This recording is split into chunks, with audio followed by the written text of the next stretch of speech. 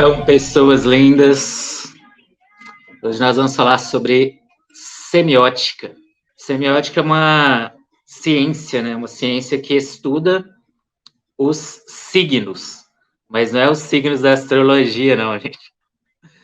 São os signos que são os símbolos mesmo. É uma parte da ciência da linguística. E aí ela tem um rolê bem bacana, porque na magia a gente utiliza muitos símbolos, né?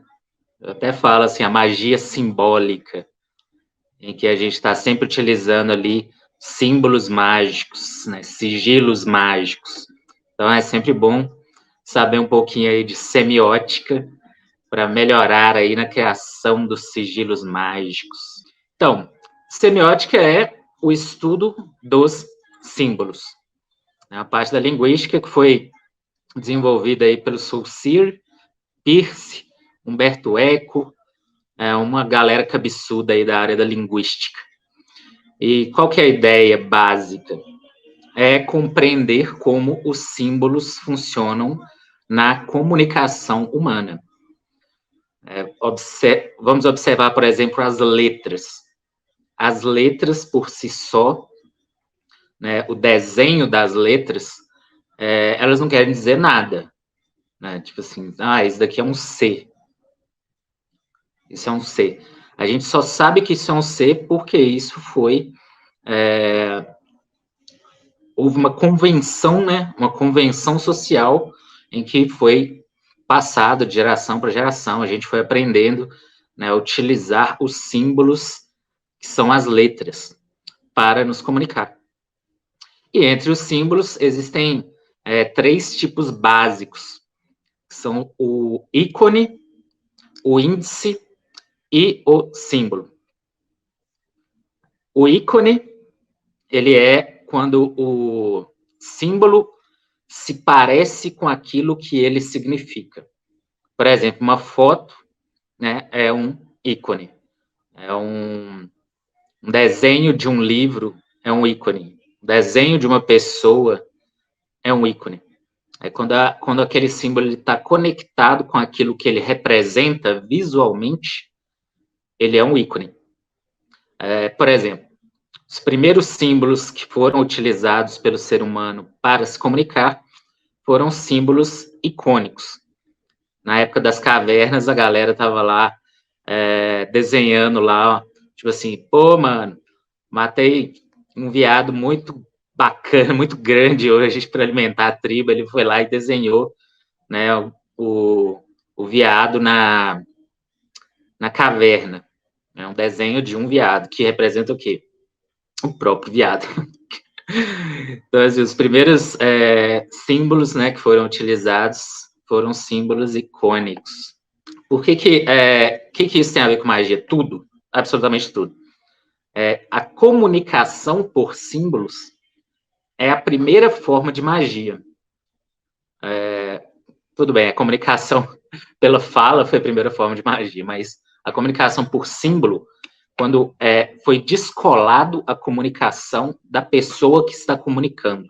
Quando era apenas fala, né, precisava de existir uma pessoa para comunicar a informação para outra pessoa. Na medida em que eles começaram a utilizar símbolos, né, um desenho de um urso lá na porta de uma caverna, aí a comunicação, ela não precisava mais de um comunicador direto, né, de alguém falando.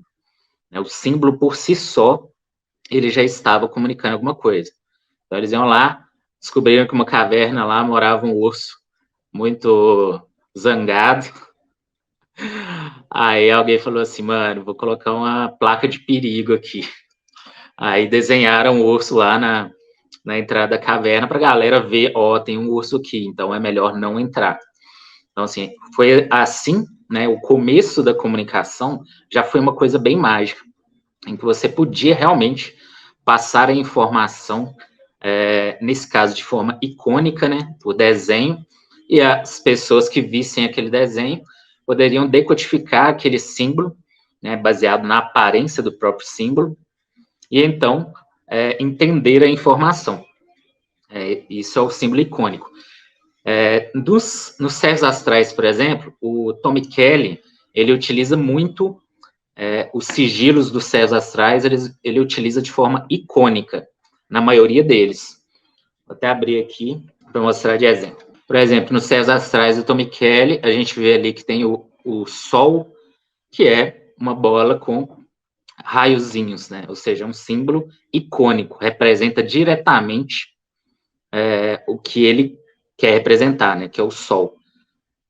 Temos o The Mother, tem a barriguinha, a Lua tem as 3 fases da Lua, Librarian, né? É o próprio livro, The Gatekeeper é uma chave, né? Que representa a chave para você abrir os paranauês. E por aí vai. O símbolo, né, quando ele é icônico, ele representa diretamente aquilo que ele está tentando passar, a informação que ele está tentando passar para a pessoa. Né? Você não precisa de ter grandes conhecimentos para entender um símbolo icônico. Ele simplesmente se parece com aquilo que ele está representando. Foto é um símbolo icônico, vídeo é um símbolo icônico, desenho, uma pintura feita de uma pessoa, por exemplo, é um símbolo icônico.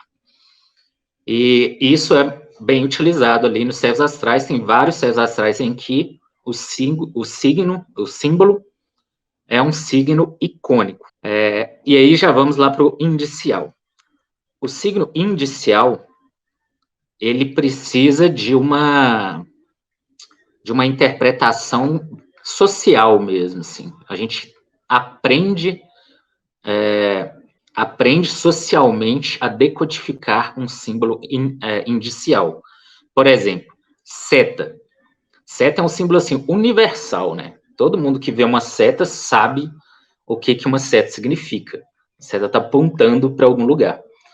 Mas isso daí foi passado por gerações e gerações, né? A primeira pessoa que pensou assim, cara, para eu mostrar que o urso está para lá, eu vou desenhar uma seta apontando para lá. Isso foi aprendido e mantido ao longo de gerações e gerações. Então, assim, é um símbolo que ele é um tipo de índice em que a gente decodifica através da nosso conhecimento cultural, né? Então, e aí quando a gente vê determinados símbolos, a gente automaticamente já sabe, uma seta, então está apontando para um lugar. Para onde que eu quero ir? A seta está apontando para lá. E tem a parte até natural disso, como, por exemplo, o lance da fumaça e fogo. A gente vê fumaça, então ali tem fogo. O símbolo indicial, ele é representativo, mas ele não é como ícone. Ele não parece com aquilo que ele está representando. E, finalmente, nós temos o símbolo. O símbolo, ele é totalmente cultural e não tem pode ter a parte indicial e a parte icônica, mas o símbolo por si só, ele tem a representação. A maior parte dos sigilos mágicos e sigilos de servos astrais são símbolos, embora alguns podem ser indiciais e alguns podem ser icônicos. O símbolo é uma letra, por exemplo, é um símbolo. A letra por si só, ela não tem nada a ver com aquilo que ela está representando. Mas nós aprendemos, né, que a letra X significa alguma coisa, que uma sílaba tem certo som, que uma palavra significa alguma coisa. As palavras, elas são símbolos. Elas por si próprias, né, se a gente não souber ler as palavras por si próprias, não significam nada. A gente tem que saber decodificá-las. É igual quando você está aprendendo uma outra língua, né? Você pode ver um texto gigante lá em alemão. Se você não souber ler alemão, aquilo não vai significar nada para você. Então, basicamente, é isso. A semiótica, ela vai fazer esse estudo bem aprofundado dos símbolos, e como eles representam, e o que eles representam, como eles representam, e com isso a gente consegue utilizar de forma melhor, né, esses símbolos magicamente. Aí eu vou pegar, por exemplo, o Exu Zen. Observe que o Exu Zen, eu utilizei 3 símbolos que são conhecidos e que representam exatamente aquilo que o servo astral é. Observe que temos ali o tridente do Exu, temos do outro lado essa bolinha que representa o Zen, né? Só esse círculo assim desenhado mesmo, e eles fazem esse rolê ali do Yin e Yang, né? Que também é muito observado na cultura oriental, né? Principalmente ali no taoísmo. Então, eu utilizei 3 símbolos que são conhecidos para criar um novo símbolo que representa exatamente o que eu quero dizer com aquele servo astral. Representa aquele conjunto de características e habilidades. Falando nisso, lembrei da teoria da magia propiciatória, onde os povos primitivos faziam esses desenhos na intenção de materializar. Sim, bem antigamente, né? É interessante a gente pensar que eles faziam o desenho, por exemplo, de uma manada de búfalos lá na caverna, para que eles conseguissem caçar. É interessante pensar nisso, embora não dá para saber, né, o motivo pelo qual eles desenhavam. O fato é que eles estavam ali passando algum tipo de informação que eles queriam.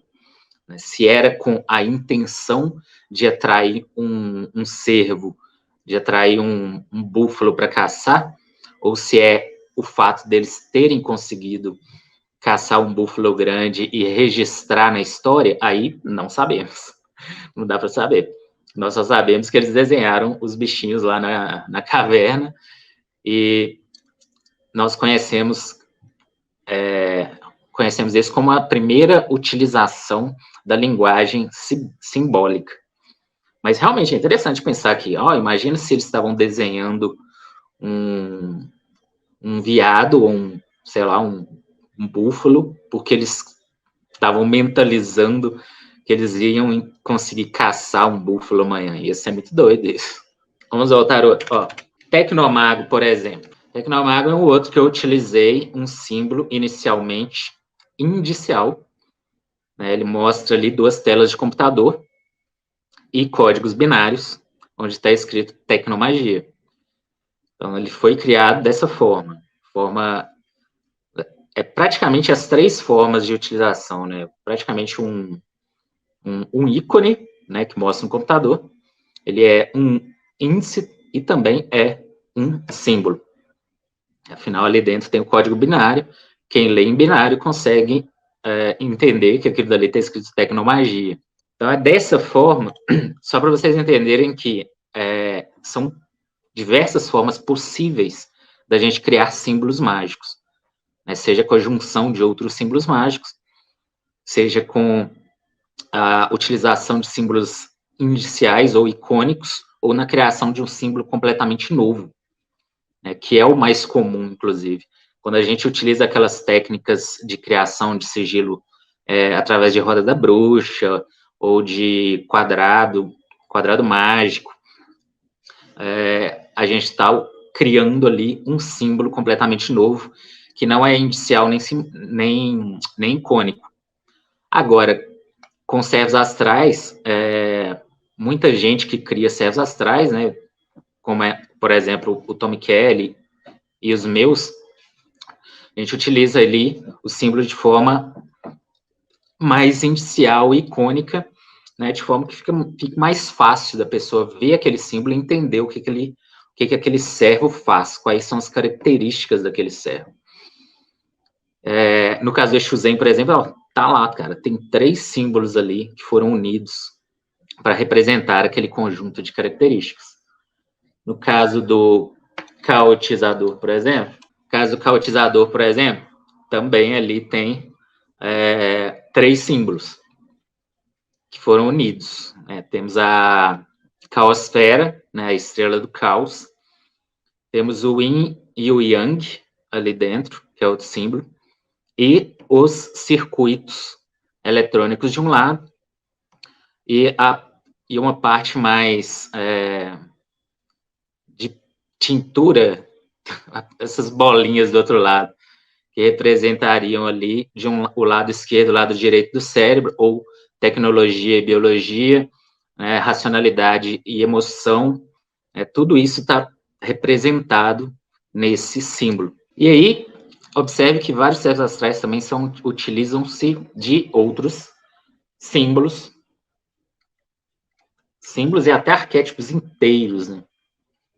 Como, por exemplo, esses cérebros astrais aqui, que são baseados em arquétipos planetários, né? Pega-se o símbolo planetário, né, como, por exemplo, esse Mercúrio aqui, pega-se o símbolo planetário, e todo o arquétipo daquele planeta, e joga tudo ele dentro desse símbolo para criar um servo astral com esse conjunto de características e habilidades que são as habilidades, né, as habilidades e características que foram convencionadas a dar para o planeta Mercúrio. Ai, ai, e é isso, povo lindo, símbolos. Observem bem os símbolos. Comece a pegar símbolos assim no dia a dia e ver, ó, aquele símbolo, ele representa o quê? Símbolo de banheiro, por exemplo, é uma coisa muito doida. Ó. A gente tem um símbolo icônico, que é ou a gente vê um desenho de um homem, ou a gente vê um desenho de uma mulher. E, imediatamente, a gente já sabe que aquilo dali é um banheiro. Aquilo dali não está representando necessariamente pessoas, mas já mudou ali para o índice, em que socialmente a gente já consegue decodificar esse tipo de símbolo, né, um homem ou uma mulher desenhado numa porta como um banheiro. E por aí vai. Olha só, todas as artes divinatórias, por exemplo, elas são simbólicas. Quando você pega o tarô, o desenho daquelas cartas, elas representam iconicamente aquilo que elas querem dizer. Né? Vamos pegar o tarô aqui. Quando a gente pega o tarô, por exemplo, nós vemos lá que cada carta não precisava, assim, se a gente pegasse a carta do tarô só pelo número e a descrição dela, não precisava da imagem. Mas a imagem, ela em si, né, já representa o que essa carta quer dizer. Temos ali o louco, né, do primeiro, um cara indo ali distraído, fugiu de casa e foi curtir a vida.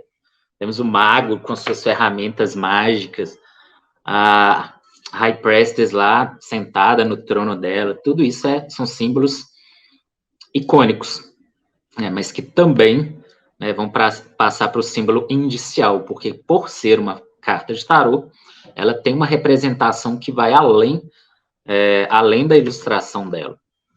Inclusive, o significado da carta, dependendo da tiragem, pode ser diferente, né, do que está explicitado na carta, como, por exemplo, da morte. A morte nem sempre vai representar a morte. A torre não representa que realmente uma torre está caindo. Representa que alguma coisa está mudando na sua vida. O Alan Moore afirma que magia é a arte de manipulação da linguagem. Sim, eu já falei isso algumas vezes, mas não há diferença entre magia e comunicação. Comunicação é magia. Imagina só, cara, você não sabia lá, na época das cavernas, você não sabia falar ainda. As pessoas ficavam grunhindo uma para as outras. À medida em que a fala começou a existir, cara, imagina só, se conseguisse comunicar com a outra pessoa através da fala, isso foi mágico. E depois, quando foi transformado em escrita, ou seja, se passar uma informação, né, de um lado do país para o outro lado do país, cara, isso é mágico, é magia pura. E hoje, a comunicação está em toda parte, toda parte. O tempo todo a gente está se comunicando pela internet. O tetragramaton não é necessariamente o símbolo mais importante. Esse negócio de importância de símbolos é uma coisa completamente ilusória. A importância do símbolo, a gente que dá, o decodificador que dá. Não tem o símbolo mais importante. O símbolo, ele só está passando alguma coisa, passando uma informação. E aí, dependendo do tipo de informação e para a pessoa que está decodificando informação, aquele símbolo pode ser muito importante. Basicamente isso. Agora, como você pode usar do jeito que você quiser. Você pode acender uma vela para o tetragrammaton e pedir aí para ele te arrumar uma namorada. Só isso. Agora, símbolos são só símbolos, gente. É a gente que utiliza, a gente que manipula esses símbolos da forma como a gente quiser. A gente não pode ficar preso também nessa ideia de que, o símbolo X não pode ser usado para isso. Isso depende muito de você. Tudo é possível ser utilizado para qualquer coisa, desde que a gente consiga fazer uma decodificação e criar uma narrativa eficiente para isso. É igual servos astrais. Qualquer servo astral que está ali pode ser utilizado para qualquer tipo de pedido. Basta que você saiba, né, entenda aquele conjunto de características e habilidades e crie, né, uma boa narrativa para que aquele servo específico atenda ao seu desejo.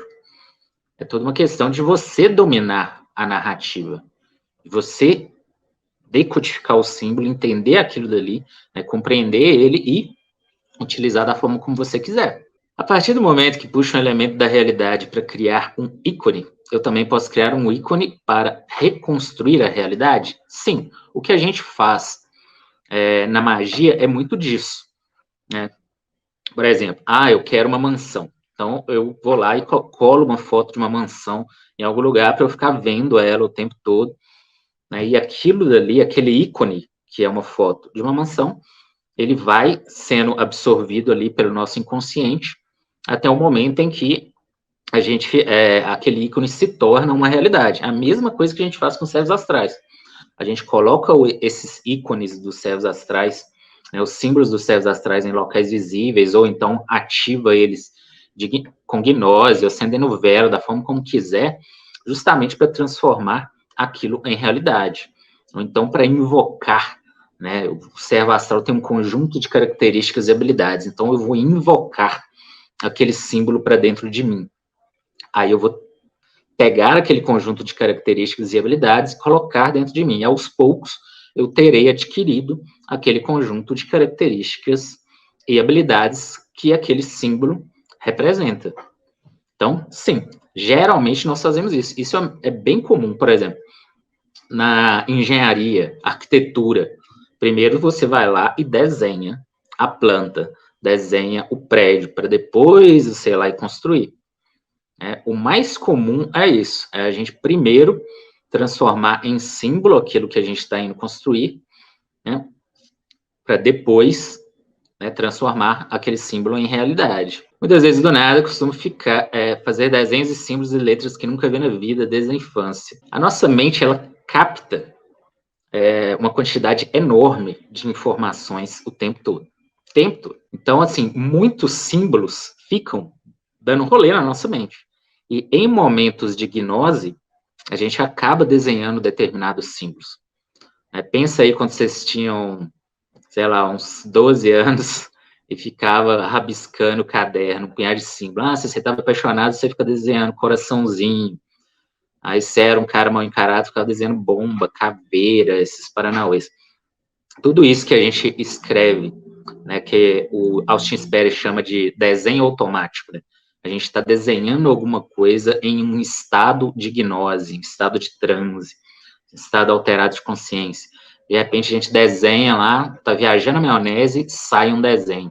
Aquilo dali é algo que está no nosso subconsciente e que foi enviado ali para a realidade através do desenho. O que isso significa? Só você que sabe, cara. Você que tem que ir lá e decodificar esse símbolo. Porque afinal é algo que está dentro da sua mente, está dentro da sua mente inconsciente, que foi transferido para a sua mente consciente através de um desenho automático. E aquilo dali, aqueles símbolos que estão ali, eles têm um significado inconsciente para você. Mas quem vai decodificar isso é você. Não cai na bobagem de jogar um símbolo na internet aí e achar que as pessoas vão decodificar aquilo, não, pô. Agora, pode ser que você esteja desenhando símbolos já existentes? Sim. Então, pode ser que você ache, né, alguma informação sobre um símbolo existente que você acabou capturando em algum momento, e aí depois esse símbolo passou ali na sua mente inconsciente, e voltou ali para sua parte sensorial e foi desenhado, e talvez ele tenha um significado que está colado àquele signo, mas talvez não. Por exemplo, se você vê um símbolo apenas e sem saber o significado dele, né, e ele não é um símbolo inicial nem nada, então, assim, tanto faz. Não adianta tentar procurar significado nele, não. Agora, se você viu um símbolo em algum momento, e viu o significado desse símbolo, e depois começou a desenhá-lo, é porque aquele símbolo ele já está conectado na sua mente. Então, assim, corre atrás dessa informação, ou não, né? Porque está na sua mente inconsciente lá. Você pode ou não buscar o significado disso, trazer esse símbolo para a sua consciência. Dependendo do tipo de símbolo, se for um símbolo, você só fica desenhando caveirinhas e ossos, aí tem alguma coisa complicada rolando aí na sua mente, é melhor banir esse símbolo. Agora, se são só rabiscos, você pode utilizar como signo mágico, símbolo mágico, igual uma das técnicas do Spare, que é você deixa, né, entra em transe, deixa o símbolo acontecer, no mesmo momento em que você está imaginando o seu intento, né, pensando no seu intento. Aí aquele símbolo ali se torna um sigilo mágico que vai ser utilizado para você alcançar o seu intento. Expressões faciais e gestos têm a ver com semiótica? Sim. As expressões faciais, cara, são símbolos icônicos muito comuns. Quando você pega hoje os emojis, né, os emoticons, eles são todos símbolos icônicos de expressões faciais ou sentimentos, né, ou emoções, né, tudo ali está em ícones pequenininhos, né, que são os emoticons. Eles já representam, você vê um emoticon, cara, imediatamente você já sabe o que ele significa, né, porque ele é um símbolo indicial, assim como as nossas expressões faciais. Você vê uma pessoa sorrindo, você já sabe que essa pessoa tá ok, tá de bem com a vida, tá tranquila. Aí você vê a pessoa de cara fechada, então você automaticamente decodifica esse símbolo facial. E aí tem os gestos também, né? Que tem os gestos que são mais sociais. Geralmente, a maior parte dos gestos a gente aprende socialmente. Embora tenha alguns gestos que eles realmente representam aquilo que eles querem representar, mas são poucos. Mas, assim, gestos no geral, expressões faciais são informação pura, né? Informação indicial mesmo. A gente está realmente vendo, né, aquele tipo de informação sendo passada diretamente através dessas expressões ou gestos. Os mudras, eles já não são assim tão indiciais, né? Alguns são indiciais, mas a maioria não. Mas os mudras, eles têm os motivos deles que não são necessariamente o desenho que é feito de um mudra. Não é necessariamente o desenho que é a informação dentro de um mudra. A informação do mudra é o próprio mudra.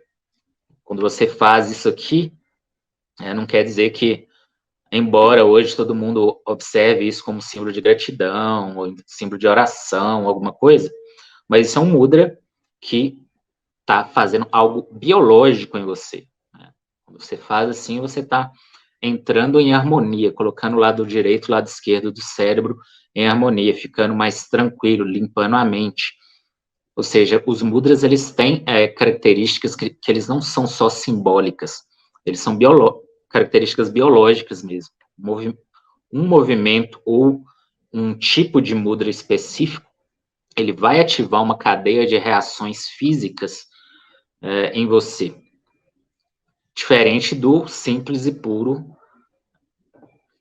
gesto, como aquele gesto de meditação, né, que você fica assim, só... Não, esse também é um mudra. Mas os mudras, eles estão além do significado. Né? O lance não é só fazer o mudra e pronto, e achar que aquela forma é o que importa. O que importa é o próprio mudra, o próprio movimento, o próprio gesto em si, biologicamente falando, né? E aquele gesto em si, ele vai causar uma cadeia de reações internas.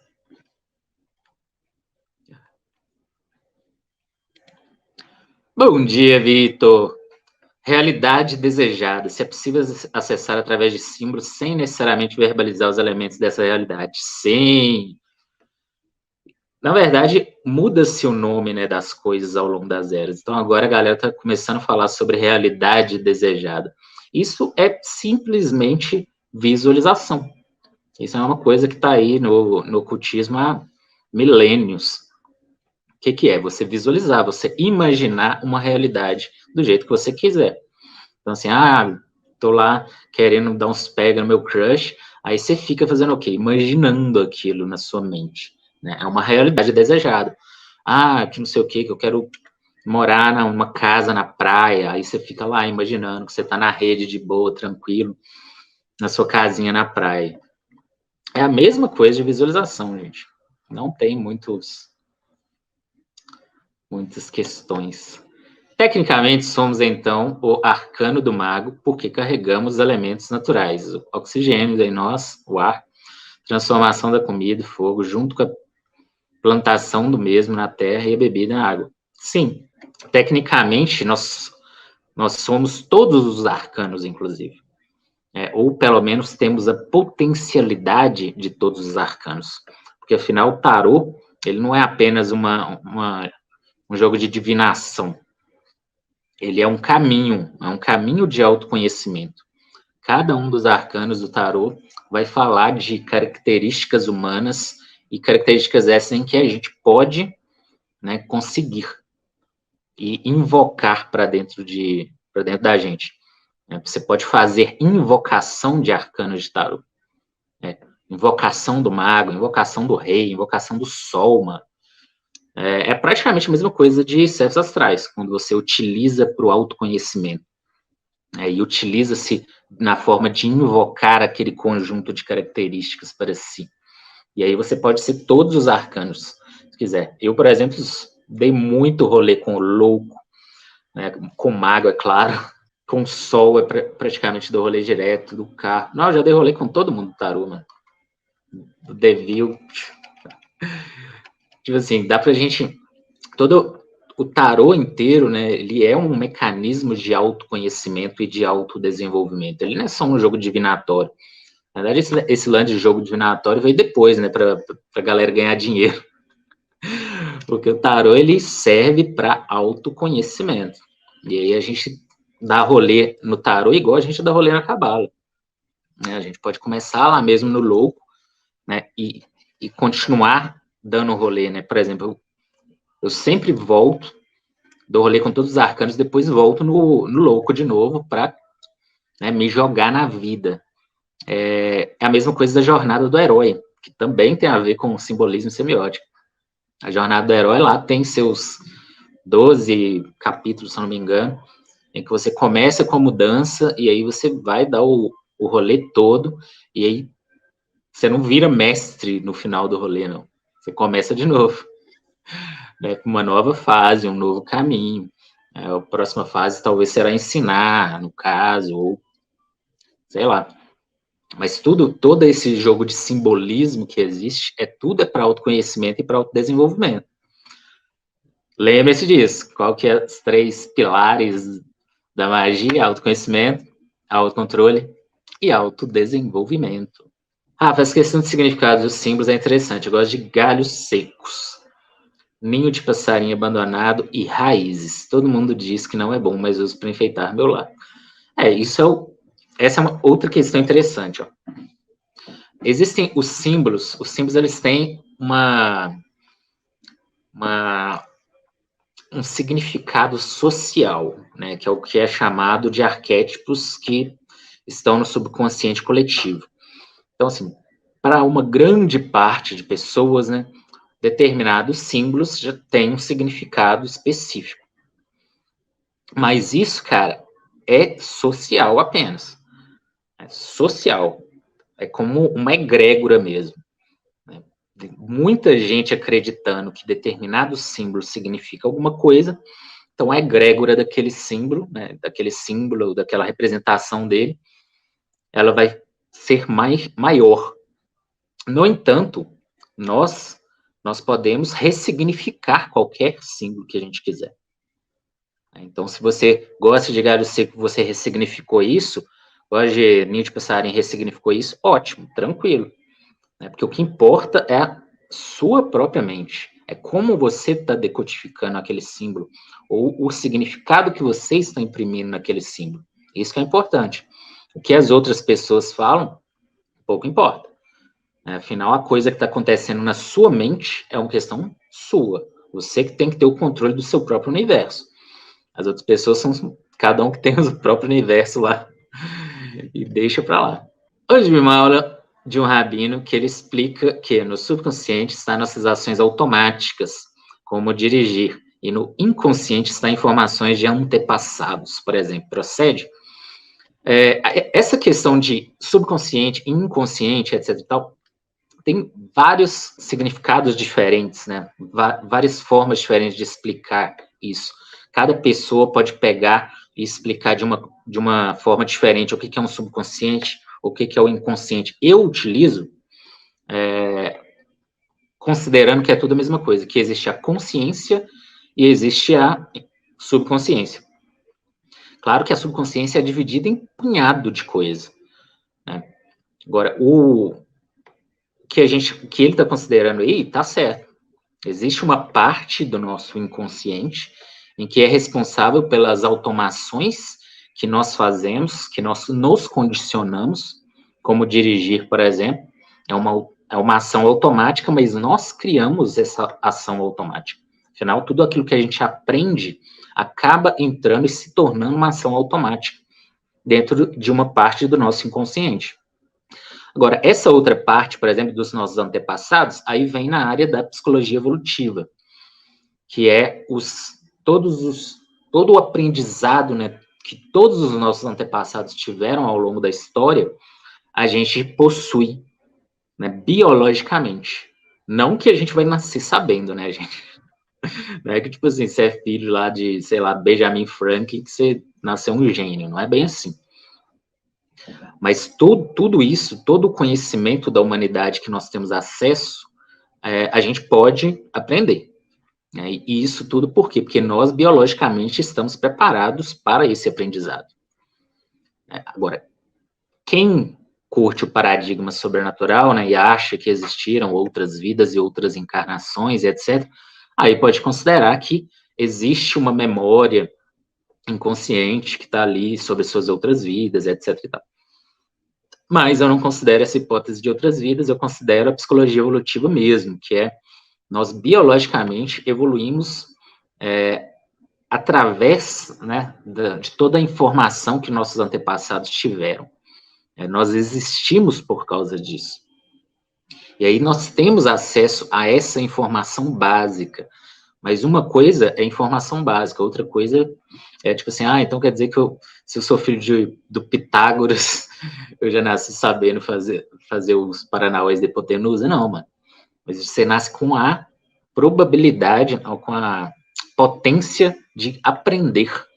Nós, ao longo das eras, nós melhoramos, de geração em geração, melhoramos a inteligência no geral. O nosso cérebro se tornou cada vez mais poderoso.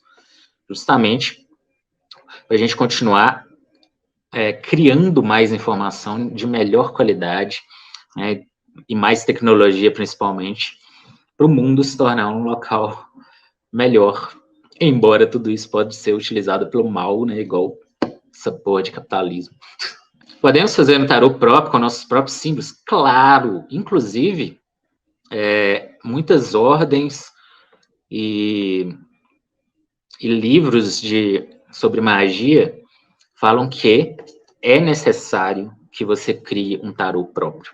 Não é que é necessário, né? Mas, tipo assim, é super recomendado que você crie um tarô próprio. Porque isso daí é como se fosse uma nova fase, né? Uma fase de aprendizado, em que você já entendeu como funciona a divinação, como funciona o tarô, como funciona aquele caminho, e aí você vai lá e cria, né, o seu próprio sistema divinatório, como o Tom Kelly fez. Né? Os 40 servos astrais é o sistema que ele criou. Então, assim, muitos magistas criam o próprio tarô. É como se fosse uma parte essencial ali do caminho, quando você vai subindo de nível. O tarô que eu sempre utilizei, eu não uso mais tarô hoje, mas eu utilizava um tarô que era feito com cartas de Magic, o jogo mesmo. Eu juntei um tanto de cartas de Magic que tinha frases de efeito e fiz o meu próprio tarô. Só que eu ainda farei o meu bonitinho desenhado. Você acredita no Kubera, Mudra da Riqueza? Eu não costumo utilizar muito o meu mecanismo de crença em coisas que eu não pratico. Então, assim, eu geralmente não utilizo muitos mudras. E os mudras que eu utilizo, eu não utilizo pelo suposto significado deles, mas sim por como aquele mudra age em minha mente, em meu corpo. Então, assim, eu não penso, isso daqui é um mudra da riqueza. Não. Geralmente, todos os meus mudras são de momento presente, de concentração. Então, assim, a questão de se eu acredito ou não é irrelevante. É irrelevante, porque eu simplesmente não uso, né? Então, não posso falar nada sobre. Mas o fato de você acreditar, né? Aí que está o lance de você utilizar o seu mecanismo de crença. Então, assim, se você acredita que aquele mudra específico é um mudra de prosperidade, beleza, então você vai utilizar ele e vai atrair prosperidade junto com ele. Entendeu? Isso que é utilizar o mecanismo da crença. Você vai utilizar, então acredite que ele vai te trazer prosperidade. Esse é o grande truque. Doutor Estranho usa bastante os mudras. Sim, tem aquela outra série também que usa isso direto, é o The Magicians, que todas as magias que eles fazem é utilizando as mãos, cara, bem legal. Mas assim, há uma diferença entre aquele lance de você utilizar símbolos com a mão e o mudra. O mudra geralmente é as mãos unidas e tudo mais. Tem, claro, várias diferenças. E tem os símbolos que você faz com a mão, que são, teoricamente, símbolos mágicos. Que eles são como se fossem ferramentas mágicas para fortalecer a sua intenção. E no The Magista, eles têm uns ótimos exemplos disso, cara. Quem não assistiu ainda a série, assista. É bem divertida. Então, posso invocar ou evocar um arcano de tarô com os servidores? Exatamente, Kaká. Você pode invocar ou evocar arcanos de tarô, igual você faz com servos astrais. E, inclusive, vai além. Você pode invocar Sefiró da Cabala também, como se fosse servos astrais. Isso daí é um super truque. Porque, afinal, ler Cabala é punk, né, mano? Estudar Cabala é punk, até entender o Paranauê. Mas enquanto você vai estudando, comece a invocar a Sefiró, que você estiver estudando para você ver. Comprei um livro chamado Símbolos Alquímicos. Ele é composto de várias figuras chamadas lâminas, como o tarô, da Idade Média. Fiquei com a impressão que o tarô é só a ponta do iceberg, sim. Mas o tarô, eles são símbolos alquímicos também. Existe muita confusão em torno, né, do que é a alquimia. Muita gente acha que a alquimia é igual química, é você misturar um tanto de Paranauê lá. Mas a alquimia na magia, ela é uma alquimia mental. Então, os símbolos de tarô, eles são símbolos alquímicos, mesmo porque eles vão alterar a nossa mente, alterar a nossa realidade interna. Então, quando vocês pensarem em alquimia, comece a pensar em alquimia mental, em vez de alquimia de química, você fazer chumbo virar ouro.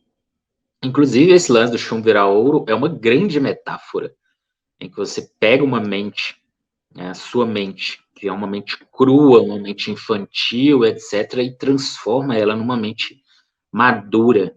E aí você transformou o chumbo em ouro. Pode-se substituir o estado de gnose pelo sangue no contrato do servidor? Pode. Pode tudo, gente. Não precisa ficar perguntando se pode, não. Pode. A grande pergunta que vocês devem fazer é eficiente?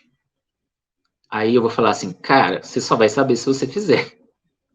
Então, assim, você pode substituir tudo, fazer de qualquer forma? Pode tudo. Agora, vai lá e faz, mano. e ver se aquilo dali vai funcionar. Que é isso que importa. O que importa é o resultado prático. Não importa nada você ficar viajando em teoria, perguntando se pode, etc e tal, se você não fizer. O que importa é ir lá e colocar em prática, que aí você vai obter o resultado. Ou então você pode utilizar só o seu mecanismo de crença mesmo, né? Eu acredito piamente que se eu utilizar o sangue, o meu intento vai se realizar de forma mais rápida. Massa. Utilizem, usem e abusem aí do seu mecanismo de crença também. Mas usem o mecanismo de crença em vez de ser escravo do seu mecanismo de crença. Por que é tão importante aprender oráculos? Pelo seguinte, sabe a coisa mais importante que é essencial para a gente aprender magia? É aprender a ler e interpretar textos. Eu falo isso o tempo todo no grupo, toda semana praticamente eu falo sobre isso, jogo uma postagem sobre isso. Por quê? É essencial a gente saber interpretar palavras. Isso daí é um nível básico, mano, nível básico. Aí depois você vai fazer o quê? Você vai interpretar o universo, né? Porque o que a gente, como magista, a gente busca é interpretar e dominar o universo, né? Então, para isso, a gente tem que saber interpretar símbolos. Símbolos de forma arquétipa, né? Ali, como eu acabei de falar sobre a questão da semiótica, realmente interpretar símbolos é extremamente importante. Né? Porque quanto mais você consegue interpretar uma quantidade, né, uma variedade gigante de símbolos, melhor você vai conseguir interpretar o funcionamento do universo. E com a melhora na interpretação do funcionamento do universo, você também vai conseguir manipular de forma melhor o universo. Então, é por isso que é muito importante aprender qualquer tipo de divinação, porque você vai aprender a interpretar uma ampla quantidade, né, e qualidade de símbolos. E quanto mais quanto mais tipos de divinação você souber, melhor. E aí depois você não vai precisar de divinação mais, porque você vai interpretar as coisas diretamente no universo. E essa que é a parte mais legal. E a Ellen, falando novamente aqui, ó, quando a gente estuda oráculo, aprendemos sobre nós mesmos antes de tudo. Meio que as coisas vão caminhando. Exatamente. É o que eu falei anteriormente, né? O tarô, ele é um caminho de autoconhecimento. Antes de tudo, antes de ser uma arte divinatória, o tarô é um caminho de autoconhecimento. Inclusive, uma das melhores formas, que já está no site, inclusive, é só ir lá e fazer, é utilizar a cruz celta para autoconhecimento. Né? Toda semana, você vai lá e tira a cruz celta, sem ficar pensando nada, sem perguntar nada. Você só vai lá e tira a cruz celta, 10 cartas, e aí vai entendendo o que está acontecendo com você. É ótimo para autoconhecimento a cruz celta. Tem algumas outras formas de tiragem também, mas eu gosto bastante da cruz celta, está lá no site, e você pode utilizá-la para autoconhecimento. Né? Em vez de ficar só nessa perguntação louca que a galera iniciante fica, tipo assim, nossa, mano, meu crush me ama, o que vai acontecer comigo amanhã?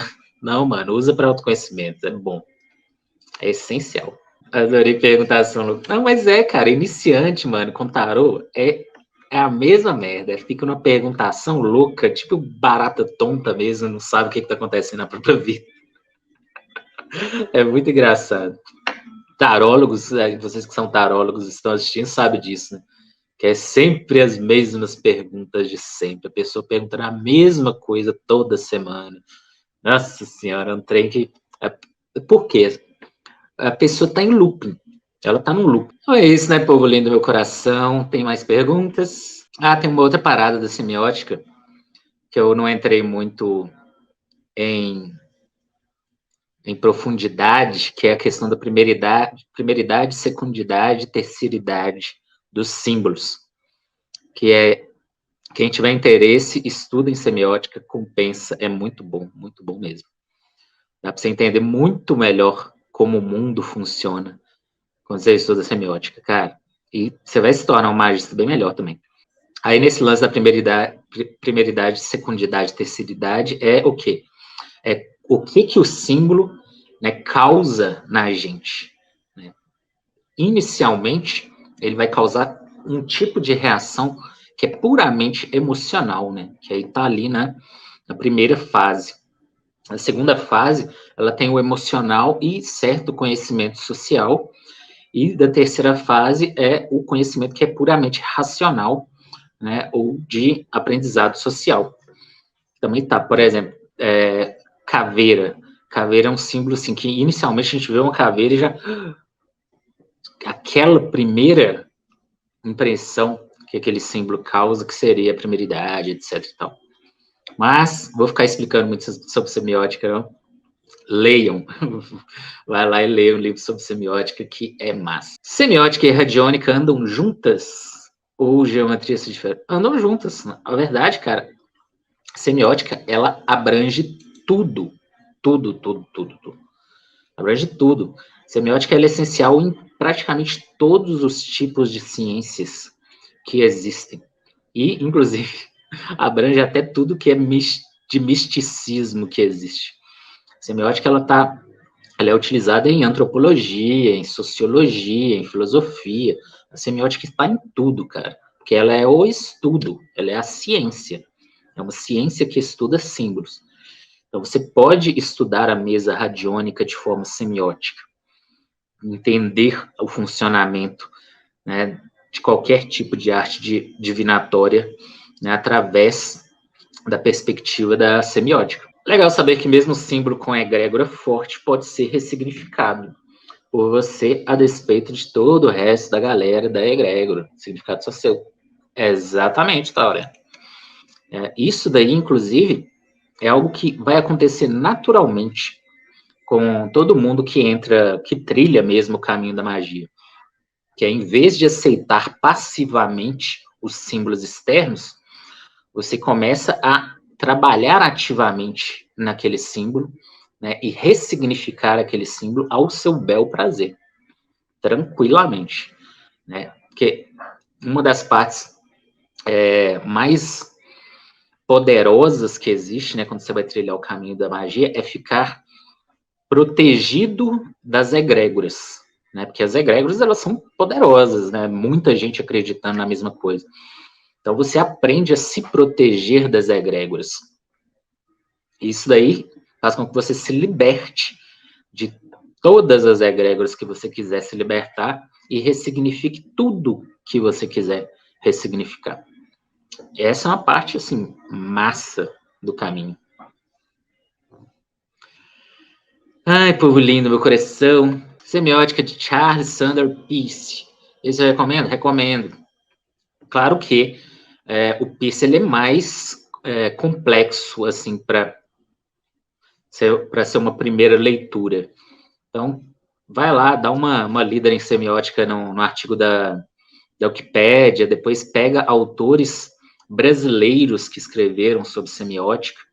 Eu não lembro o nome dos autores que eu estudei na faculdade, mas tem um punhado aí que escreveu sobre isso.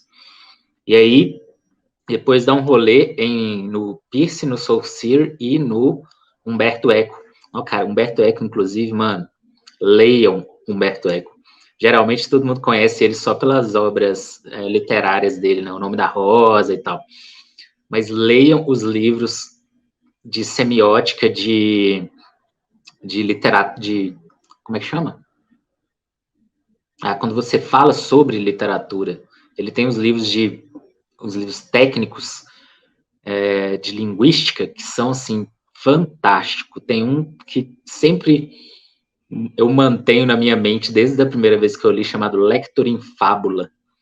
Nossa, cara, o Humberto Eco é muito bom, cara, fantástico. A magia com sigilo só age nesses sistemas de crença ou também mexe em algo externo, necessariamente não dependendo de crenças. São 3 formas que a magia age, que a magia simbólica age, através de 3 mecanismos.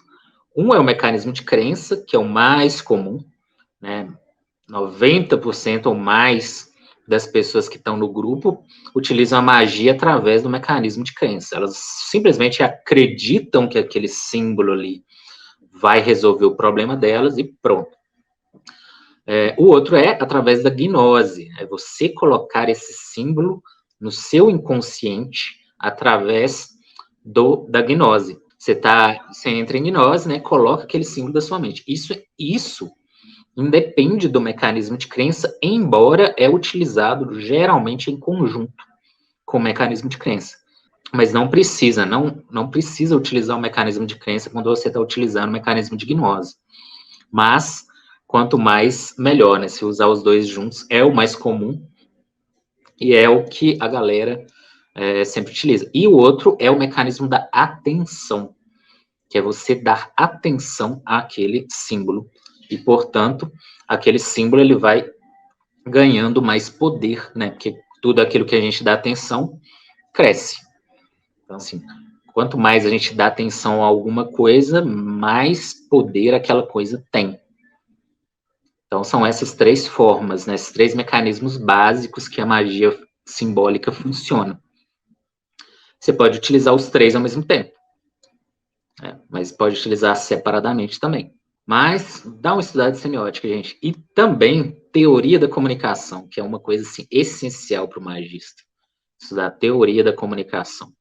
Escola de Frankfurt, esses paranauês loucos, cara. É essencial. Então é isso, povo lindo do meu coração. Muitíssimo agradecido a todos vocês pela presença, por terem vindo, assistido. Espero que vocês tenham gostado. Essa foi uma live bem tranquilinha, né?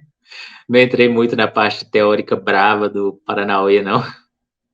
Mas só para vocês terem aí um conhecimento dos conceitos, né? E buscarem aí o conhecimento mais aprofundado depois. Então, muitíssimo agradecido, lendos e lendas do meu coração, estejam protegidos de caminhos abertos e abençoados, seus lendos e lendas e portenhos e portenhas. Até a próxima.